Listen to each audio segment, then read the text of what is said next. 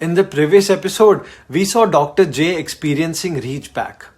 After he returned from the lecture, he had to face a cleanup of mails, calls, which had been piled up in his absence. He also had to manage the accounts. When one expense voucher returned 3 weeks after submission because it had to be submitted in triplicate instead of duplicate, it irritated Dr. J. Also, a question asked during his lecture, which was not supposed to be asked, disturbed Dr. J for several days afterwards. This affected his meetings with the patients as he was distracted. This is the effect of afterburn, which affects the normal patterns of behavior. The remedy for afterburn is to prepare oneself in advance to tolerate trivial upsets and to forget them.